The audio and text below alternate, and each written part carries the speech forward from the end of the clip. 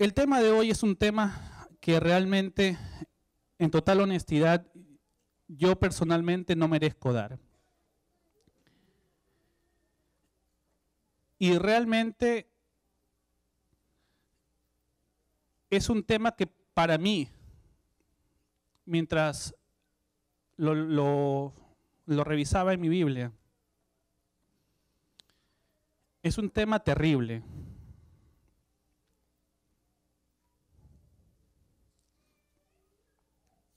Espero no tomarme mucho tiempo, pero quisiera que en el tiempo que vamos a invertir leyendo la palabra de Dios, pongamos atención porque es un mensaje que nos toca a todos.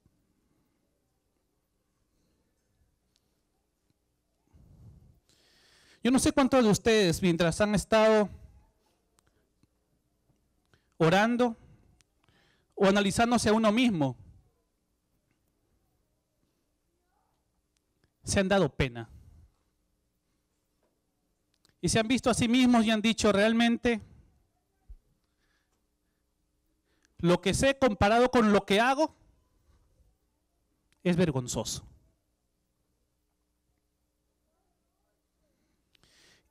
Y realmente yo no vine hoy para agasajarlos, para decirles que estamos todos bien, Dios nos salvó y vamos todos para adelante, que todo va a salir bien. Porque a pesar que es cierto que somos salvos por medio de la fe, dice la Biblia, y esto no es de nosotros, sino que es don de Dios, realmente las buenas obras acompañan a la fe. Y no voy a este tema porque piense que alguno de ustedes está en un error. Doy este tema porque yo estoy en el error.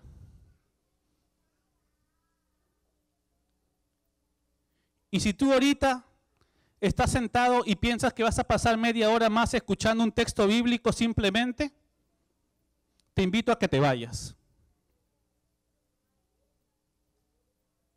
Porque este mensaje, no porque lo doy yo, sino porque lo da la palabra de Dios, es un mensaje urgente.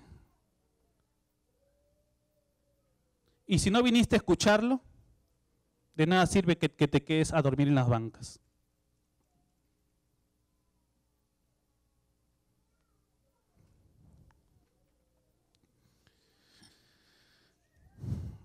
Isaías fue un profeta que habló de muy buenas noticias, pero también habló de muy malas noticias.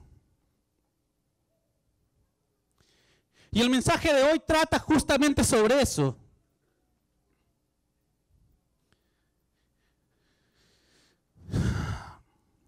Pensamos que como cristianos, y como Dios nos salvó, y como la sangre de Cristo nos limpió, entonces no necesitamos la santidad.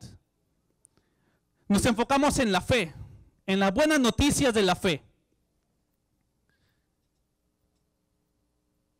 Y decimos que las obras no nos salvan la fe, la gracia. Y sí nos salvan la fe, y sí nos salvan la gracia.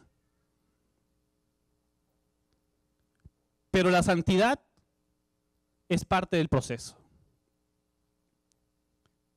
Y hay más de uno quizá debe estar pensando, oh, salvación por obras.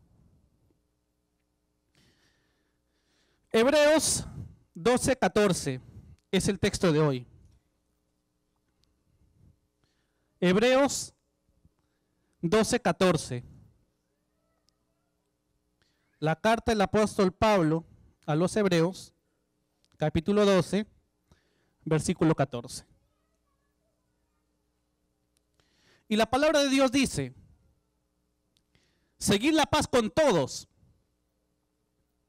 y la santidad, sin la cual, ¿qué dijo? Pablo está equivocado.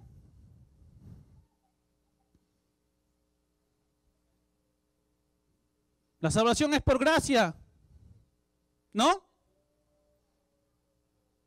¿Sí o no?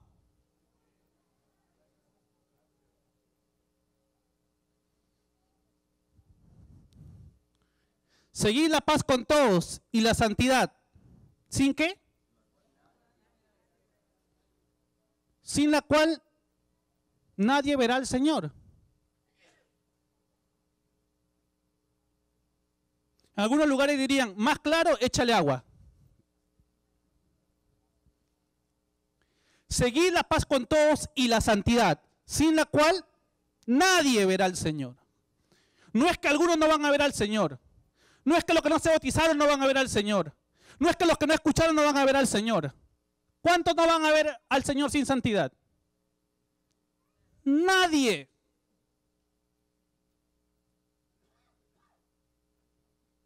¿En cuántos sermones nosotros hemos escuchado que los pastores dicen, levanten la mano los que son salvos?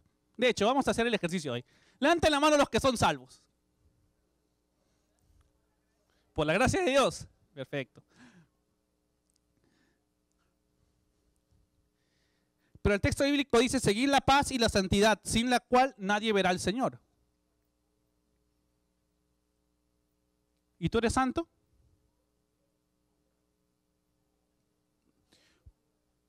Dios me hace santo. Perfecto, amén. Amén. Pero mis hermanos, Dios no te va a salvar con tus pecados. Dios te salva de tus pecados. No con tus pecados. Si tú piensas que ese pecado escondido que tú tienes y que todos tenemos y que yo tengo, y por eso este mensaje es tan importante para mí, si tú piensas que con ese pecado tú vas a ir al cielo, te lo digo así, probablemente algún anciano, Dios quiera que no, me va a decir que me baje del púlpito. Pero si ese pecado tú lo tienes y sabes que lo tienes y piensas que así Dios te va a salvar, te lo digo desde ya, no te va a salvar. Y no lo digo yo. El texto dice, seguid la paz con todos y la santidad, sin la cual nadie verá al Señor.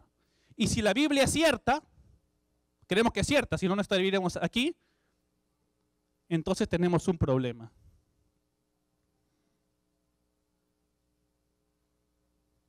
Y yo tengo un problema. Porque yo sé en qué me equivoco. Y elijo tomar los versículos que me agradan. Porque de tal manera amó Dios al mundo que dio su Hijo unigénito para que todo aquel que le crea no se pierda, sino que tenga vida eterna. Resulta que la Biblia no es solo Juan 3:16. También es Romanos 6:23. Porque la paga del pecado, ¿qué es? Muerte. Mas la dádiva de Dios es vida eterna en Cristo Jesús, Señor nuestro. Y entonces ahí ya estamos más contentos. Ahí ya veo ya algunos ya acomodándose en su banca, perfecto. Vamos bien. El profeta Isaías vivió en una época convulsionada, bastante parecida a la nuestra. Una época en la cual había un reino grande, imperio asirio. Los que han chequeado los mapas detrás de sus Biblias se van a dar cuenta de un detalle. Hablamos de Babilonia como un gran reino. Hablamos de Grecia como un gran reino. Hablamos de Medo-Persia como un gran reino. Hablamos de los romanos como un gran imperio. Pero si ustedes han chequeado el mapa detrás de sus Biblias, van a notar que el imperio asirio era bastante más grande que el imperio babilónico. Bastante más grande. Conquistó mucho más tierras. Y en esta época, en la época de Isaías, el imperio asirio estaba conquistando tierras. Y Dios manda a Isaías y le dice, Isaías, habla con mi pueblo. Habla con mi pueblo. Yo los quiero salvar. Yo quiero que ellos permanezcan. Yo quiero que sigan siendo mi pueblo. Habla con ellos, Isaías.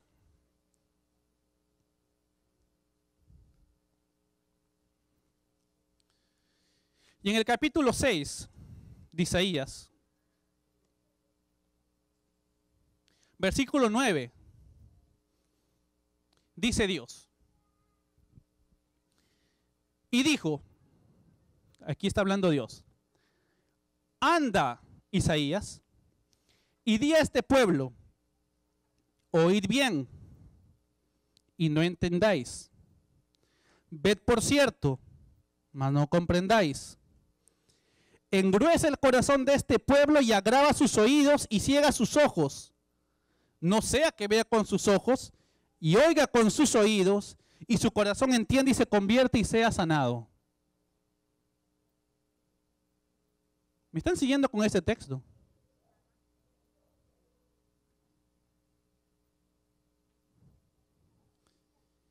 Y yo dije, Isaías, ¿hasta cuándo, Señor? Y respondió él, hasta que las ciudades estén asoladas sin morador, ni hombre en las casas y la tierra sea tornada en desierto. Hasta que Jehová haya echado lejos a los hombres y sea grande el abandono en medio de la tierra. Y el versículo 13 dice, pues aún quedará en ella una décima parte. Y volverá a ser consumida como la encina y el roble, de los cuales en la tala queda el tronco. Así será el tronco de ella, la simiente santa. ¿Quién eran los redimidos en esta imagen? ¿El pueblo de Israel? No. Y nosotros decimos que Dios nos ha prometido como iglesia adventista del séptimo día, somos el remanente de Dios. Y nadie me dice amén. ¿Cuántos adventistas hay acá? Perfecto. Somos el remanente de Dios, amén. Amén. Israel también era el remanente de Dios, ¿o no? Era el pueblo de Dios, definitivamente. Pero aquí dice, en el versículo 13, pues aún quedará en ella una décima parte y volverá a ser consumida como la encina y el roble, los cuales en la tala queda el tronco. Así será el tronco de ella, la simiente santa.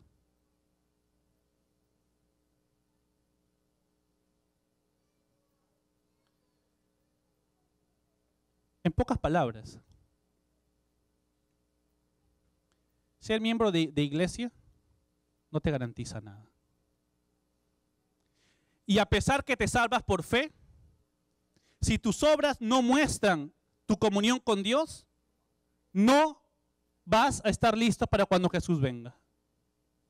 Y si tú estás aquí esperando que Jesús venga, tienes un problema. Es como querer ir a las Olimpiadas sin haberse preparado. Vas a ir a llenar un espacio. El problema con la segunda venida de Jesús es que no hay espacios que llenar. O eres o no eres. O lo entendiste o no lo entendiste. Y más allá, o lo hiciste o no lo hiciste.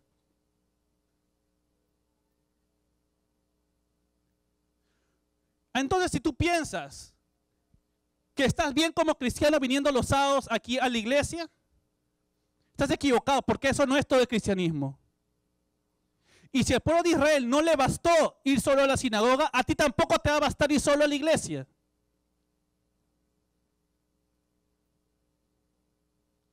No basta. No basta haberte bautizado. No basta. Y por más que yo te quiera mentir y te quiera hacer las cosas más dulces, la realidad es que nos queda cada vez menos tiempo. Isaías dio este mensaje y el pueblo de Israel eligió aceptar que eran el pueblo de Dios, pero no eligió aceptar la reprimenda de Dios. Pasaron los años y este pueblo, el pueblo de Judá, dejó de existir. Fue destruido, raído de la tierra por los babilonios. Si eso le pasó al pueblo de Israel, ¿crees que no va a pasar así a nosotros?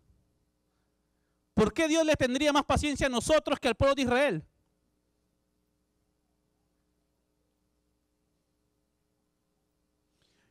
Y si tú estás cada día avanzando como cristiano, yo te felicito, mi hermano. Alabado sea Dios por ti. Y Dios te bendiga y te guarde. Dios dirija tu camino. Dios te da cabeza y no cola. Pero si eres como yo que lucho en este problema, entonces, mi hermano, necesitamos un cambio.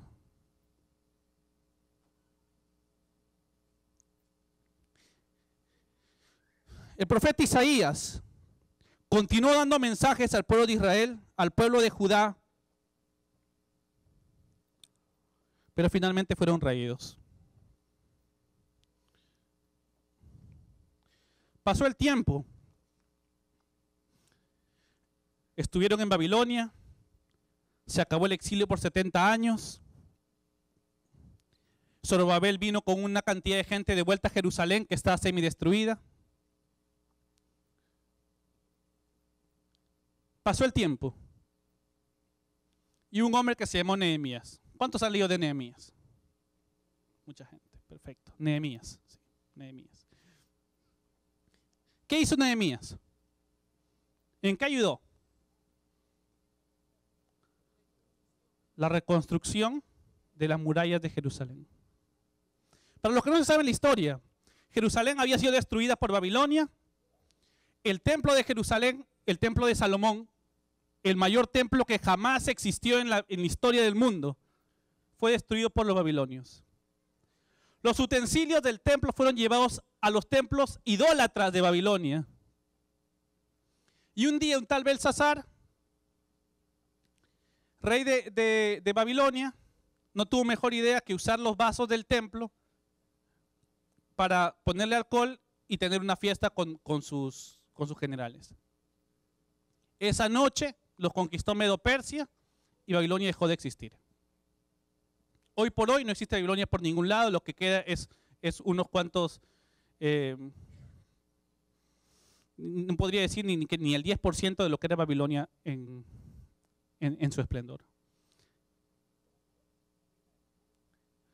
Cuando ya estaba el reino de Medo-Persia, vino Nehemías, que era copero del rey, y él quiso volver a Judá, a Jerusalén, para reconstruir la muralla de Jerusalén.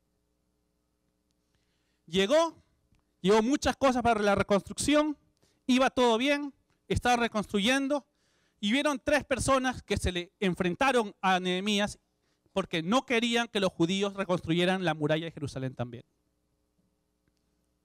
Y aquí es donde llega esta parte de la historia. Llega esta gente y se va donde Nehemías. Y le dice, mira Nehemías, reunámonos, juntémonos, hagamos una asamblea para poder defendernos mejor de nuestros enemigos. Pero había un problema. Nehemías estaba ocupado en la muralla de la ciudad de Jerusalén. Y Nehemías dijo, no puedo. Entonces Nehemías dijo en el versículo 3, Nehemías 6:3. Los que tienen Biblia, búscanlo por favor. Nehemías 6:3.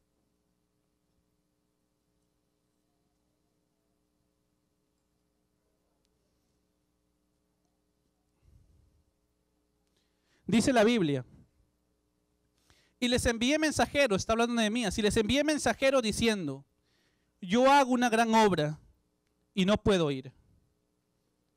¿Por qué cesaría la obra dejándola yo para ir a vosotros? Nehemías tenía un sentido de visión. Él sabía que tenía una misión. La misión de Nehemías, el pacto que él tenía con Dios, era reconstruir las murallas de Jerusalén. Ese era su pacto.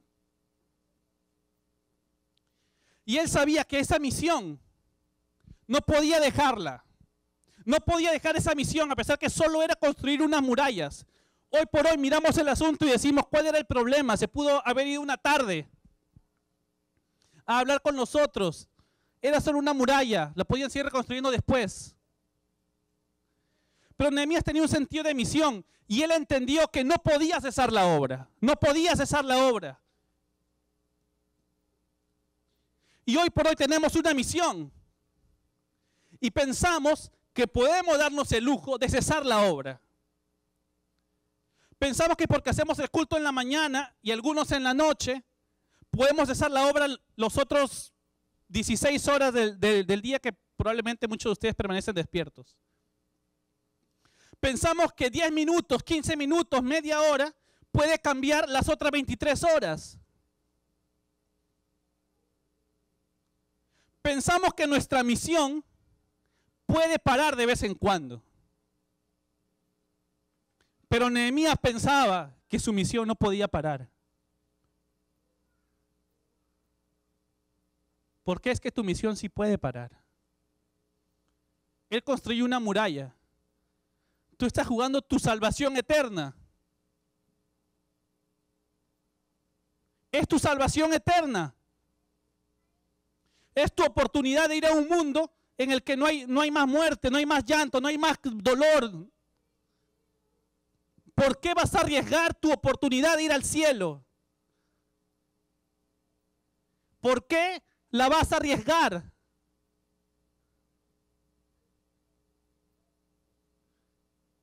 El cristianismo no es para cobardes, el cristianismo es para valientes, siempre lo fue. Mientras Pedro y Juan eran unos cobardes, no hacían nada. Se andaban peleando para ver quién era el primero. Pedro lo terminó negando 3 veces. Ser cristiano requiere valentía. Y si hoy por hoy no eres valiente en tu cristianismo, tienes un problema. Y soluciónalo ya.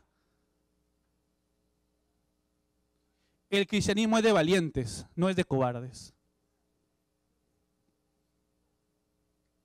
Y viniendo a esta iglesia, los sábados en la mañana, no le haces un favor a Dios. Es tu oportunidad de conocer más. Y puede que muchos de ustedes hoy al final del sermón me digan, Rudy, te enfocaste demasiado en las obras. Pero yo te digo, mi hermano, ya hemos hablado bastante de la gracia. Pero yo sigo igual. Y probablemente alguno de ustedes también sigue igual. Alabo a Dios si ese no es el caso. Pero yo solo puedo hablar de mi experiencia cristiana. Y mi experiencia cristiana me dice que por más que tú sepas lo que sepas, por más que yo sepa o haya pasado muchos años en la escuela de niños y en la iglesia escuchando sermones, mi vida sigue siendo la misma. Y Dios no me va a llevar con mis pecados.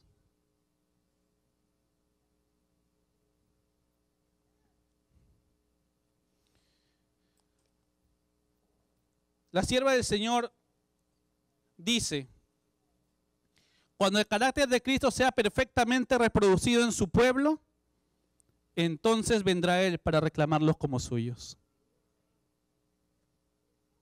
¿El carácter de Dios está siendo perfectamente reproducido en tu vida?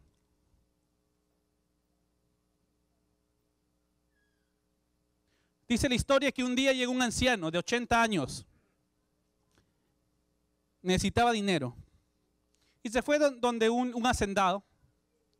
Y el hacendado le dijo, mira, yo te voy a dar $100. Pero necesito que tú agarres toda esta leña, había mucha leña en la hacienda, y la cortes. Y yo te voy a dar $100. Y el anciano de 80 años lo mira al hacendado y le dice, estoy viejo, no puedo cortar toda esta leña. El hacendado lo mira y le dice, ¿sabes qué? Vamos a hacer una cosa.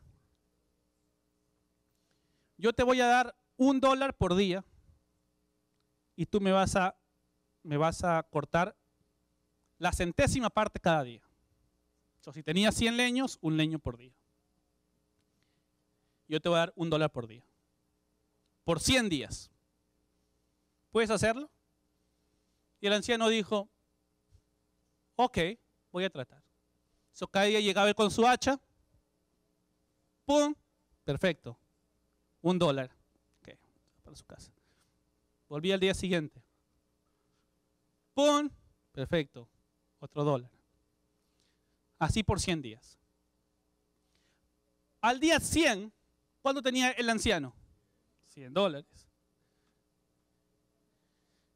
Pero él en el inicio dijo, no puedo ganar estos $100 porque es demasiado. Y probablemente hoy por hoy alguno de ustedes debe estar pensando, es demasiado. Mi vida no representa, no refleja el carácter de Jesús. Y yo soy el primero en decirlo, mi vida, la vida de Rudy, no representa el carácter de Jesús. Es demasiada la tarea. No puedo. Pero resulta que Dios es misericordioso, Dios es amor. Y ahí es donde entra la fe, ahí es donde entra la gracia. No es que Dios te va a salvar de gratis, es que Dios tiene paciencia contigo. Y Él sabe cómo eres, y Él sabe en qué te equivocas, y Él sabe de qué, como dicen en mi país, de qué pata cojeas. Él sabe, Él oye, Él ve. Y su gracia te permite que tú tengas tiempo para ir paso a paso en ese proceso. Pero nuestro problema es que agarramos el dólar el primer día, agarramos el dólar el segundo día, agarramos el dólar el tercer día. Nos compramos el mío y se acabó, no llegamos a los $100. Pensamos que porque tenemos ya los $10 no necesitamos los $100. Pero la realidad es que necesitamos los $100. Necesitamos seguir paso a paso. Y en la vida cristiana o avanzas o retrocedes. No existe estar en tu mismo lugar, no puedes estar en el mismo lugar. O avanzas o retrocedes. Entonces mi pregunta hoy es, ¿estás avanzando o estás retrocediendo? ¿Te sientes más cristiano que ayer o menos cristiano que ayer? ¿Te importa más lo que Dios quiere o te importa menos?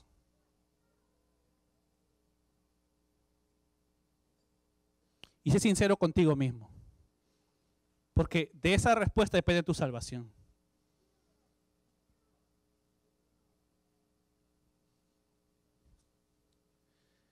Éxodo 34.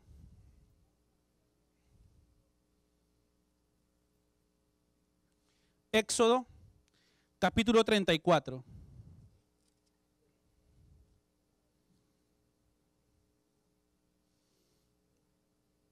Versículo, vamos a ir desde el 33 al 17. Éxodo capítulo 33, versículo 17. Segundo libro de la Biblia, Éxodo, capítulo 3, versículo 17.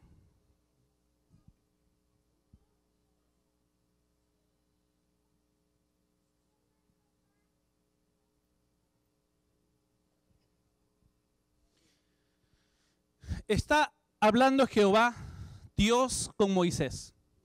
Y le dice, y Jehová dijo a Moisés, también haré esto que has dicho, por cuanto has hallado gracia en mis ojos, y te he conocido por tu nombre, le dice Dios. Perfecto.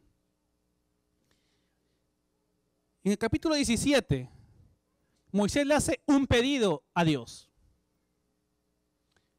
¿Qué le pedimos nosotros normalmente a Dios? ¿Qué decimos? Señor, ayúdame. ¿Sí o no? Ayúdame, Señor, a ser mejor. Ayúdame, Señor, a vencer este pecado. Ayúdame, Señor, a querer estar más cerca a ti. Ayúdame, Señor, ayúdame, Señor.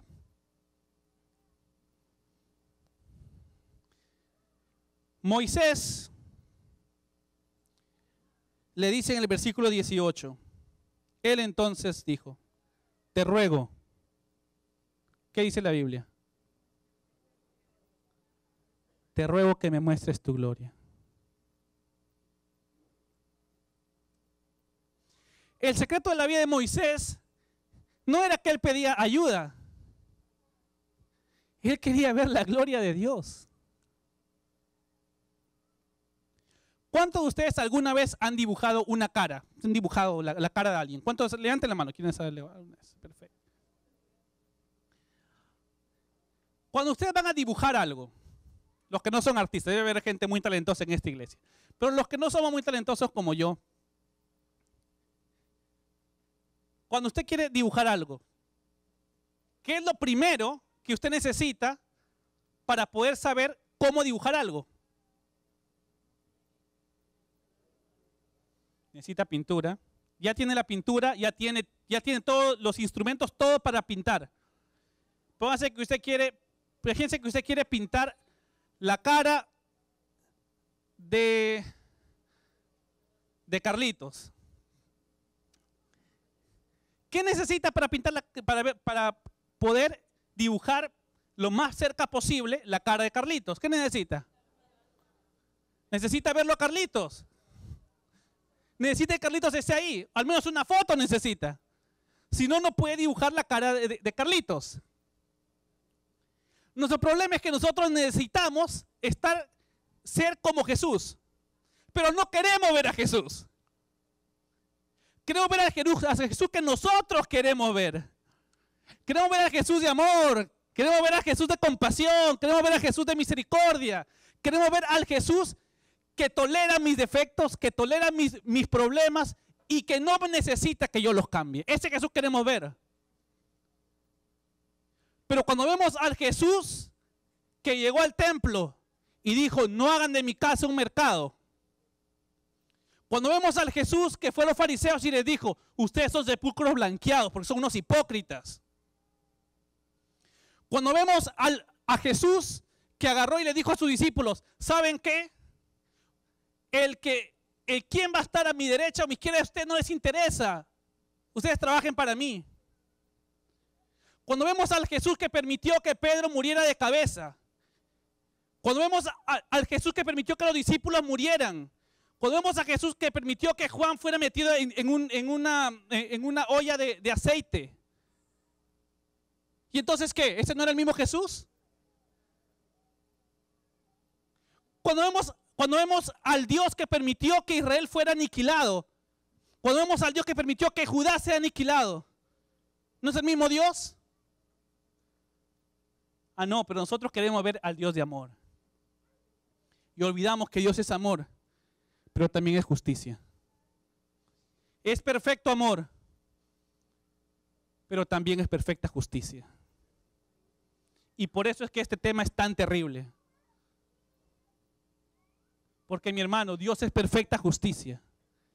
Y si tú necesitas ser a la imagen de Dios, más vale que te apures. Más vale que te concentres en tu salvación. Porque Dios es amor, pero es perfecta justicia. Y Hebreos nos dijo ya antes, aquí no tienen, Hebreos 12:14, sin santidad nadie verá al Señor.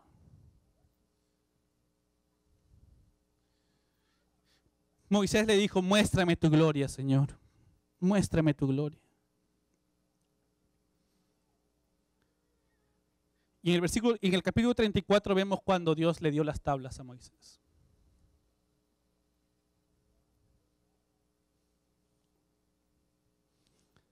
Muéstrame tu gloria, le dijo.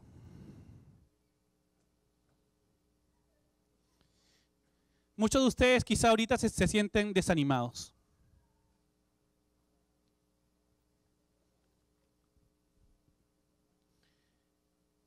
Y David también se sintió desanimado. Y mientras yo leía este tema y buscaba los textos bíblicos, me sentí tremendamente desanimado. No alcanza, no basta.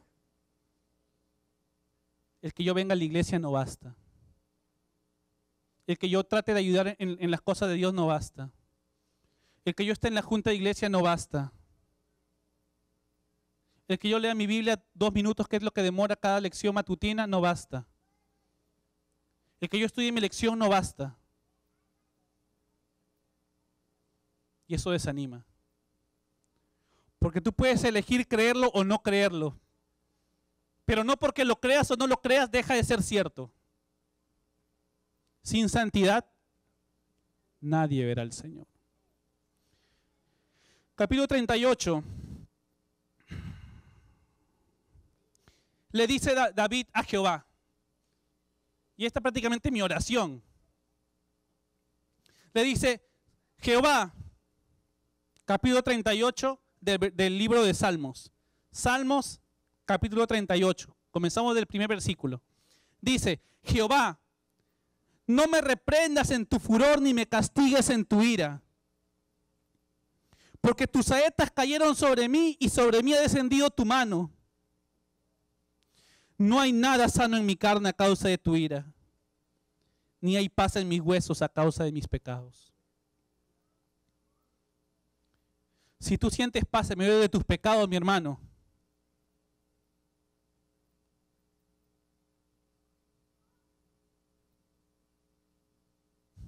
no encuentro las palabras para describirte. Si tú encuentras paz en medio de tus pecados, mi hermano,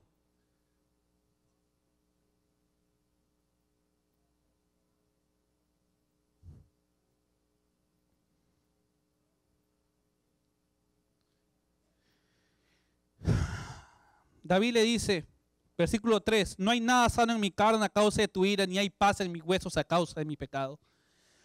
4, versículo 4, 38:4. Porque mis iniquidades han sobrepasado mi cabeza, como carga pesada que han agravado sobre mí. Hieren y se corrompen mis llagas a causa de mi locura.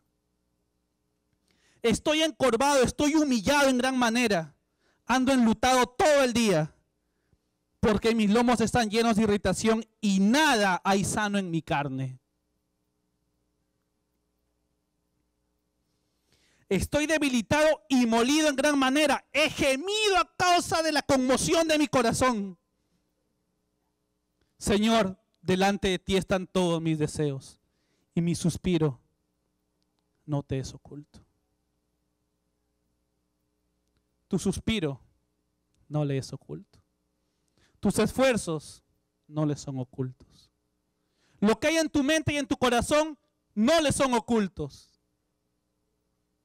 Y alabado sea Dios por su misericordia. Alabado sea Dios por su amor. Alabado sea Dios porque a pesar de lo que somos, Él sigue siendo el Dios de amor. Pero el tiempo se va a acabar. Las oportunidades se van a acabar. Se acabaron para Israel. Se acabaron para Judá. Se acabaron para el pueblo de Israel en los tiempos de Jesús. Es más, se acabó para la iglesia primitiva. Y mis hermanos, se va a acabar para nosotros también. Dios es un Dios de amor, pero no es un tonto. Y si tú como padre no aceptarías que tu hijo juegue contigo simplemente porque lo perdonas, entonces ¿qué te hace pensar que Dios sí quiere eso? Sin santidad, nadie verá al Señor. Sigue diciendo David, versículo 12, los que buscaban mi alma tendieron lazos y los que procuraban mi mal hablaban iniquidades y meditaban fraudes todo el día. Mas yo, como si fuera sordo, no oía y estaba como un mudo que no abre su boca. Versículo 15. Porque en ti, oh Jehová, esperé yo. Tú responderás, Jehová, Dios mío. Y hoy, mis hermanos, Dios está listo para escuchar tu clamor. Si es que tienes un clamor. Y si al final del tema de hoy no sientes como el salmista, si no sientes que tus pecados están sobre ti como una carga, como lo dice el salmista, mi hermano, vuelve a estudiar tu Biblia. Porque la Biblia muestra un Dios de amor, pero también muestra un Dios de justicia.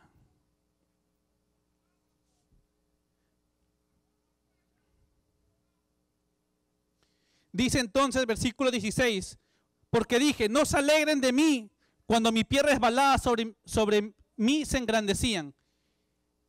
Versículo 17, y ya estamos terminando. Versículo 17, pero yo estoy a punto de claudicar y mi dolor está delante de mí continuamente. Por tanto, y aquí viene la solución, Por tanto, ¿qué dice el versículo 18? Ya lo tienen, perfecto. Por tanto, confesaré mi maldad, me contristaré por mi pecado. Y ese pecados que todos nosotros tenemos, mis hermanos, es momento de arrepentirnos y cambiar nuestra vida. Dios es un Dios de amor, pero es un Dios de justicia. Perfecto amor y perfecta justicia. 21. No me desampares, oh Jehová, Dios mío, no te alejes de mí. Apresúrate a socorrerme, oh Señor, mi salvación.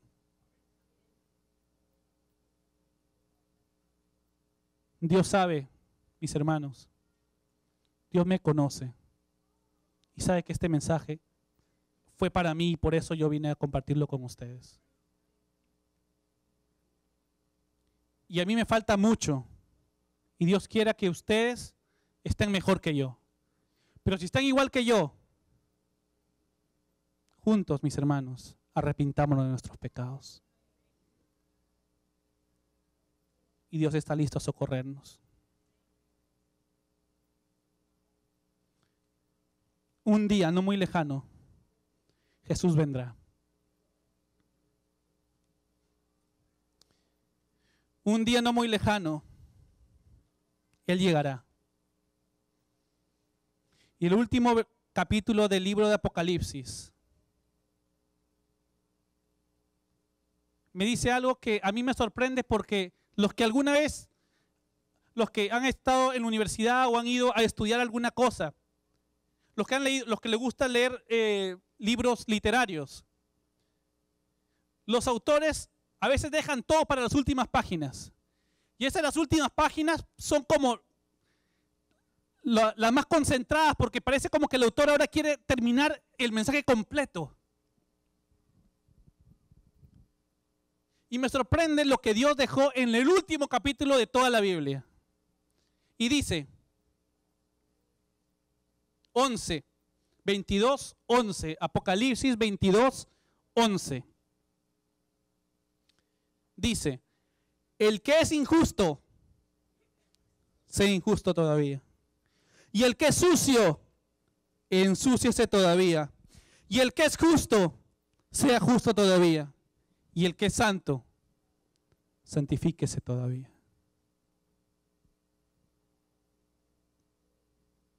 Hoy es el momento.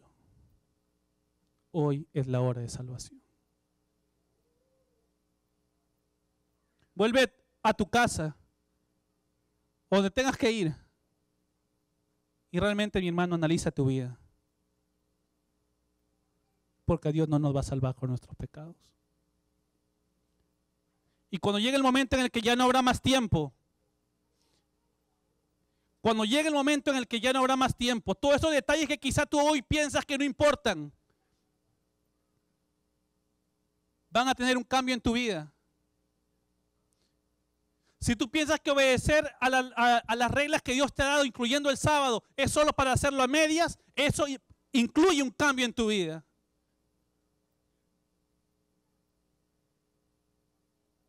Todo tiene un cambio en tu vida.